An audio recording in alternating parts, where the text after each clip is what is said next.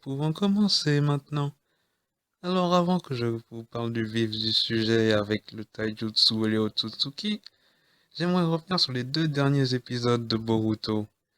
Avec cette saleté de folle furieuse de Delta, comment a-t-elle osé s'en prendre à Imawari, cette dangereuse... Bah, elle a de la chance que je doive rester poli. Ah, franchement, j'en ai eu de la haine envers elle. Ouais, Naruto qui était en colère. Non, Delta n'était pas en colère à cause de Kawaki, mais parce que tu as menacé sa fille. Franchement. Bon, bien évidemment, Naruto a fait du zèle, mais quand j'ai vu le Rasengan géant que Delta s'est pris, j'aurais juré qu'elle était morte. Mais elle était encore en vie. Bon, après tout, Naruto voulait l'interroger, donc c'est normal. Mais si vous avez regardé Naruto autant que moi, vous savez que la plupart du temps qu'un ennemi se prend un Rasengan de plein fouet, d'autant plus si c'est un ennemi qui n'est pas autant résistant qu'un autre de Jubi, c'est mortel. Prenez le cadavre de Pain par exemple. Ou encore Kabuto, qui n'a pas pu se relever alors qu'il avait tenté de se régénérer. En plus, ce n'était que la première fois de Naruto. Bon, passons.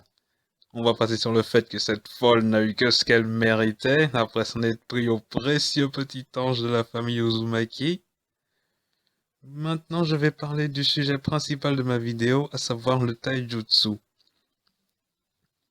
Ça fait un moment que je suis dans Boruto. J'ai eu entendu parler des derniers scans. Bon, uniquement parce que la vie de Naruto était en jeu.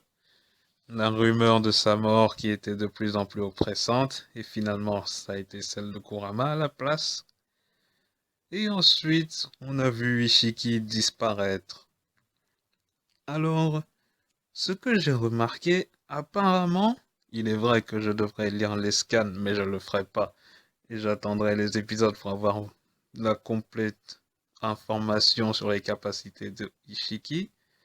Il semblerait que son œil fasse rétrécir les choses, qu'il peut se rétrécir lui-même, qu'aussi les jutsu ne soient pas efficaces contre lui, à part peut-être ces soi-disant jutsu de type élément naturel, mais là c'est vraiment un autre délire dont je ne vais pas parler. Alors, Naruto a pu le vaincre, ou disons, avancer la défaite de Ishiki, avec le mode Baryon, ce fameux mode Baryon. Mais comment le combat s'est déroulé? Eh bien, Naruto lui en a collé de bien bonnes, et a pu résister à des attaques de Ishiki qui mettaient en scène des cubes noirs. Alors si je vous parle du taijutsu, c'est justement à cause de ça. C'est vrai que Naruto n'a pas, disons, vaincu Ishiki puisque il s'est fait mettre au sol et stopper le mode baryon de force. Mais Naruto avec ce mode avait une force décuplée. Du coup, je pense que le taijutsu est un point fort à ne pas négliger dans la future bataille contre les Otsutsuki. Quel a été le problème de Naruto et Sasuke? Cette espèce de connard de Ishiki avait une immunité contre les ninjutsu. D'ailleurs, c'est étrange. Pourquoi est-ce que Naruto, qui utilise le chakra naturel, le chakra ermite, avait des ninjutsu inefficaces contre lui? Enfin, c'est vrai que je dis ça, mais je n'ai pas vu tout le combat. Mais apparemment, les flammes noires de Sasuke n'avaient pas marché. Ah, quoique, rétrécit les Rasen. Bon, je m'éloigne un peu, je n'ai pas toutes les informations et je n'irai pas les chercher, alors revenons sur le sujet, voulez-vous? Ishiki a une certaine immunité contre les jutsu, comme apparemment tous les Otsutsuki assez supérieurs, à savoir Momoshiki, mais il sait recevoir des coups. D'ailleurs, il n'est pas le seul Otsutsuki supérieur à recevoir des coups, ou disons, à les prendre comme une personne normale, ou presque normale. Prenons Kaguya. Vous vous souvenez de la scène où Naruto lui en a collé une bonne?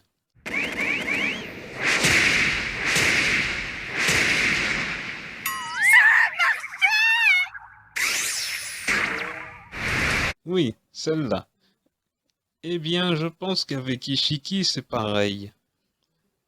S'il s'était battu au village de Konoha, il aurait été en mauvaise posture. Pas uniquement à cause du nombre, mais à cause des personnes présentes.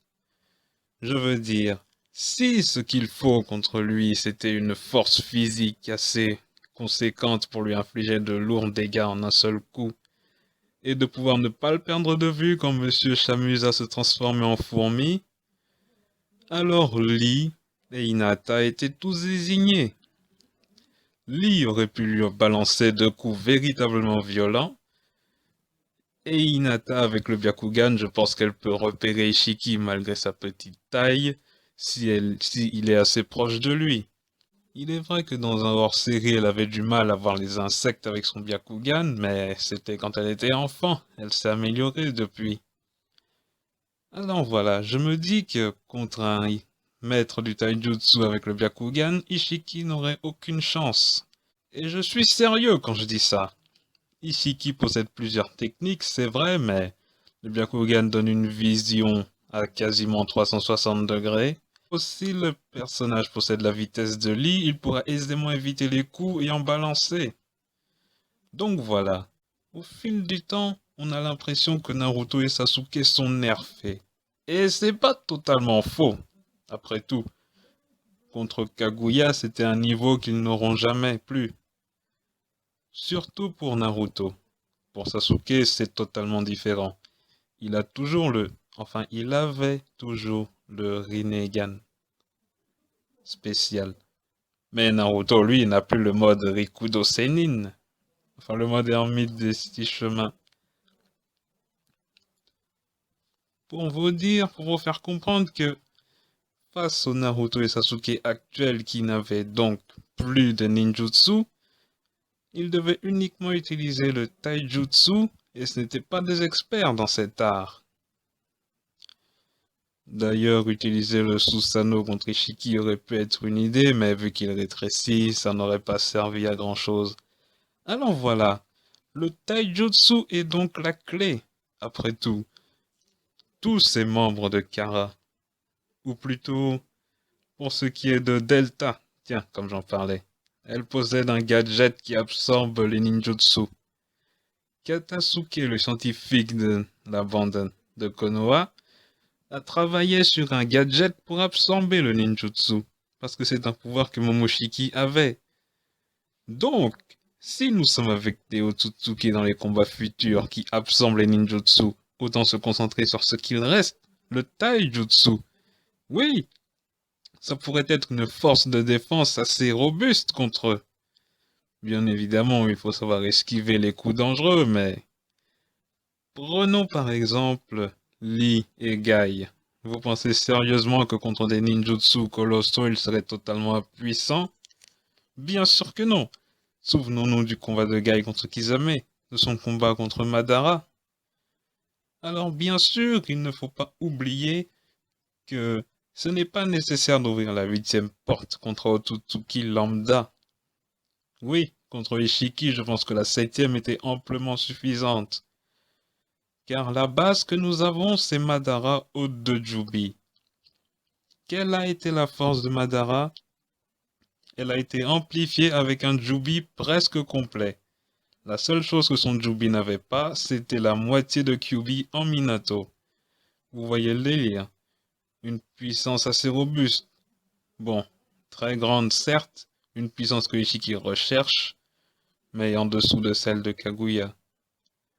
Donc, avec un Madara qui est hôte de Jubi, forcément plus puissant que Ishiki, qui aurait pu être tué par la huitième porte, mais qui reste presque indifférent à la septième, je pense qu'un Ishiki, qui est un Otsutsuki supérieur, certes, mais bien inférieur à un quelconque hôte de Jubi, et bien sûr à Kaguya, la septième porte est suffisante. D'ailleurs, je pense que s'il se battait contre Lee, il aurait perdu. Enfin, en enlevant le fait qu'il puisse rétrécir, je le concède. Le fait qu'il rétrécisse rend obligatoire l'utilisation du Byakugan, afin de toujours avoir sa position. Surtout que si monsieur s'amuse à rétrécir mais que Lee sait exactement où il se trouve, je pense que se prendre un coup de pied lui ferait encore plus mal car cette fois ça lui prendrait tout le corps et pas seulement une zone. Enfin voilà, c'est ce que je pense. Le taijutsu est la clé pour la victoire contre les Otsutsuki.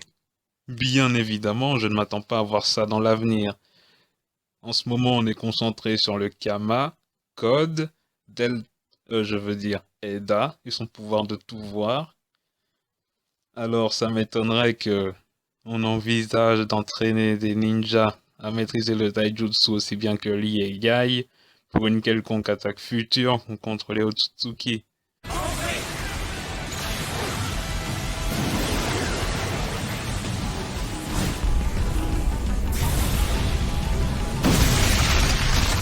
Ouverture de la 6e porte. Ou plutôt attaque future des Otsutsuki, devrais-je dire. Oui, bon, avant de terminer, j'aimerais dire que, pour ce qui est de Code, je ne suis pas inquiet. Il a certes de nouvelles capacités, mais je ne le vois pas aussi dangereux que Jigen l'était. Attendez, c'est vrai, j'ai dit Jigen, mais il est censé être plus fort que Jigen. Alors je réitère, je vais dire aussi dangereux que Ishiki. Code est devenu plus fort, mais tout ce qu'il a fait, c'est vaincre des personnes lambda jusqu'à présent, pour nous montrer ce qu'il sait faire maintenant. Mais est-ce qu'il pourrait vraiment se battre contre un Sasuke, même avec un Sasuke avec seulement des Sharingan? Et puis cette Eda, elle possède une capacité vraiment gênante, celle d'attirer absolument tout le monde. Le même pouvoir que Boa Hancock sur les personnes. Ouais, on sait qu'avec Boa Hancock, les hommes et les femmes tombent sous son charme. Avec Eda, c'est pareil. Mais je pense que si on enlève cette capacité qui la rend intouchable, je pense qu'Eda est un peu... Enfin, c'est vrai que ce cyborg, tous les cyborgs cachés ont été censés être plus forts que Jigen. Mais pour Eda, j'attends des preuves. Pour le moment, je la mettrai dans le même panier que Delta. Alors voilà, il est vrai que Konoha a différents problèmes, que le monde ninja a différents problèmes, mais tant que Code et Eda sont les deux seuls ennemis présents, il n'y aura pas trop de soucis. Puisque maintenant ils vont peut-être faire intervenir les autres villages. Voilà, j'ai dit ce que j'avais à dire sur le fait que les Otsutsuki ne sont pas un mur infranchissable, que Code et Eda ne sont pas encore des menaces très dangereuses, même si c'est vrai que le pouvoir d'Eda est très embêtant. Nous verrons comment les choses vont évoluer, et la prochaine fois j'aurai tout mon corps.